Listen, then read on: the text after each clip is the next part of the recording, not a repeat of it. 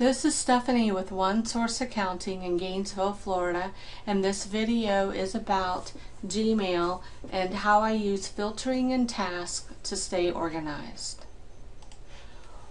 One way that I use filtering is to have an email skip the inbox so I can read it later. I get a lot of my professional reading pushed to me via email, and I don't want to be tempted to read it during the day when I am working on a specific task. So I have the email skip my inbox, get put into a professional reading folder, and when I'm ready to go read that, the email is there. So here's the email that came in from my professional reading, skip inbox read label. This is how I initially attach a filter. Open the email, choose filter messages like this, and there are a lot of fields that you can use to filter.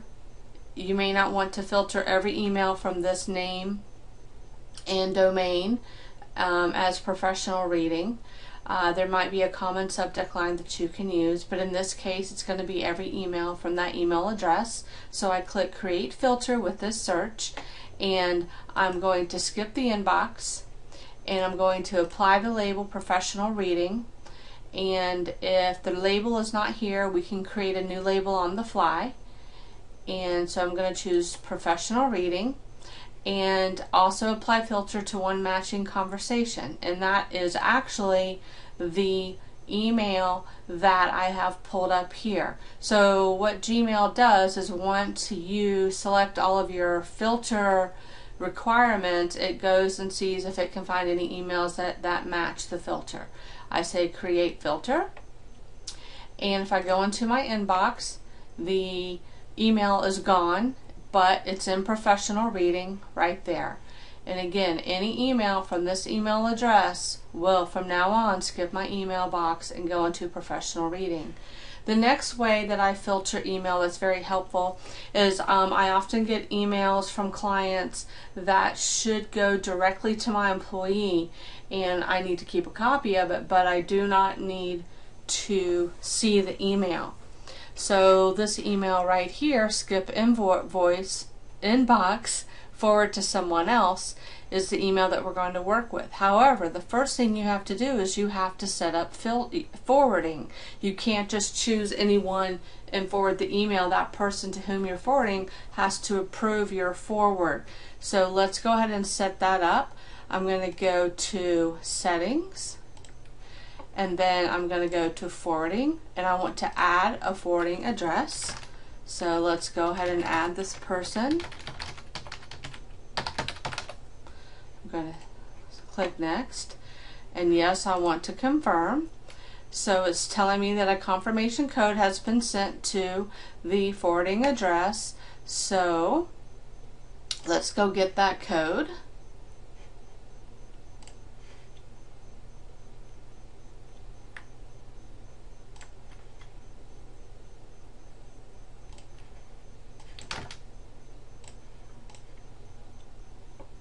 So this is a person that I want to forward email to, and here's the email right here, Gmail forwarding. And instead of entering the code, I'm just going to go ahead and click this link and give permission. So now that that's done, I'm going to come back over into my original email. I'm just going to sort of go back into the inbox, and then let's go back into settings, and let's see if that got set up. There we go. So I'm going to disable forwarding because I do not want every email message to get forwarded, but you could set that up to where every email going to this email address gets forwarded here. So you want to say disabled because I want only to make a filter. So let's go back in the inbox, and this is the email that I want to skip my inbox. I want to file it in a certain client's file, and I want to forward it to someone else. So we go to filters, and this is the email that I want to filter the from address. I don't have any other requirements. I'm going to skip the inbox. I'm going to forward it to, that's my only authorized forwarding address, and I want to apply the label of my client because I want it to be filed in my client's folder. I don't have a client set up here, so I'm going to choose new label, and there's my client, create. So I got three cool things going on: skip the inbox, apply the label client A, and forward it to this email address. Yes, I want to apply the filter to one matching email that you found, Gmail, that met all these requirements. So create filter. So I go to my inbox, and that's gone. And if I go to client A, there it is. And I don't quite see the forward. That particular filter does not automatically forward it. So on the first email that you create the filter, you do need to go ahead and forward it wherever you want to forward it. But future emails will be forwarded. And this little message up here is just sort of, it's a safety net. It's just letting you know, hey, I just want to remind you that you're forwarding some of your email here, because there's a problem with lost emails. The last way that I use filters is not to skip the inbox, but to automatically apply labels with colors so my brain sees emails and it doesn't miss email. And then there are some emails that I may just want to label for ease in archiving, and there's other labels that I might want to be bright red. So for example, client C is a high priority client. That client expects me to get back to them within an hour or as soon as possible. So I'm going to filter it.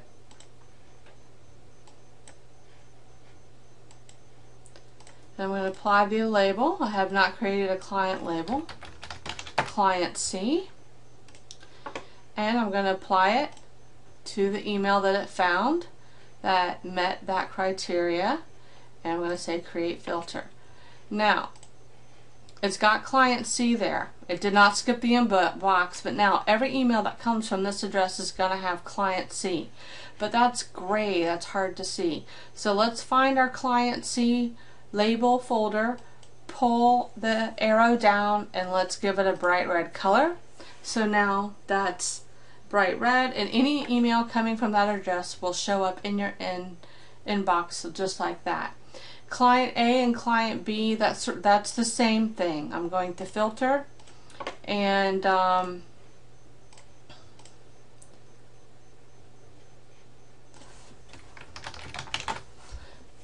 after you filter and after you have a folder, you can come in here and choose your colors. So there we go. Those are the things I use filtering for. The next thing that Gmail offers that helps me stay organized and really to batch my work are tasks. Now tasks you can use any way you want. I'll tell you how I use it. I'm a bookkeeper. I have clients sending me information all the time. If I went and opened up every client's QuickBooks, every time I got an email from them with some information that needed to be put in QuickBooks, that wouldn't be very efficient. And also for payroll, you only run payroll at certain times, but I have payroll information coming at me all the time, a new employee, rate change, hours for employees, and I need a really good place to put it. I don't want to print anything, so this is what I do. I use tasks. Go to the Gmail pull down menu, choose tasks, and here's your tasks down here. If you click the bar, it will, click it twice, bring it up here, and I don't have anything in my task yet, but this little arrow will pop it out and move it another place on your desktop. So right now the task is not working, and sometimes the task does get fickle. I cannot create. I have nothing down here to create. So let me pause and get it working. Okay. I was signed into more than one email account at a time, which you can do with Gmail. It's fickle about it, and that was why it wasn't liking my task. I don't think it knew what task to pull up. So here's an empty task list. You have a lot of options. You have menu item, add task, delete task. So I can only use my workflow. So for example, I'm going to create a new list. So this is going to be like a folder in my task list. So this is going to be client A payroll. So anytime I get something from that client that has to do with payroll, I can put it in there. And let's create some other lists. Let's say I do the accounts receivable for that client. So anytime they email me information about their accounts receivable and I can't quite work on it when I get the email, I list it here.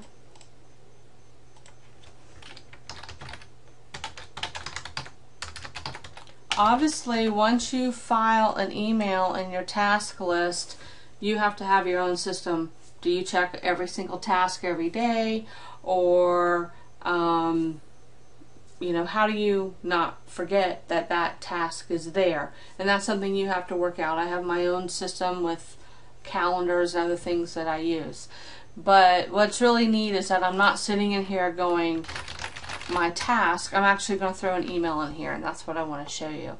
So so let's close this and just say there's no task open. Here's client A. Let's say they sent me something about payroll, and I want to add this email to tasks. So I say add to task, and it's going to automatically add it to the place, the last list that I had active. So I don't want to do that, so I'm going to say I'm going to clear it. That's not going to delete your email. Let's go to client A, payroll. So now we're in the right task, and then I'm going to say more, add to task, and there's that email. Now I'll go back to my inbox, and this client A, let's go ahead and add a filter really quick.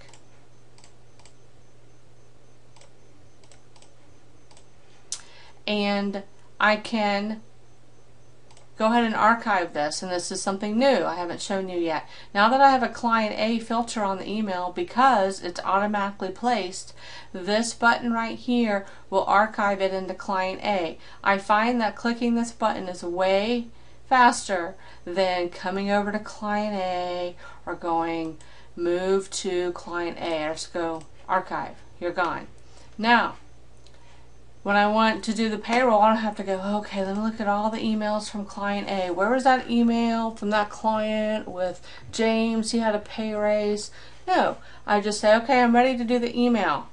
I'm ready to do the payroll. I go to task, I bring up client A payroll, there's the email, and it pulls it up.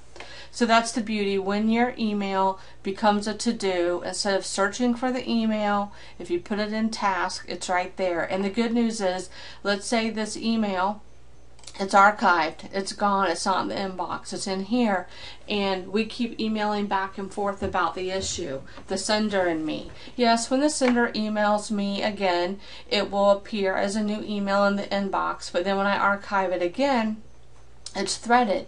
And the cool thing is that this email, this related email right here, is the original email with the thread.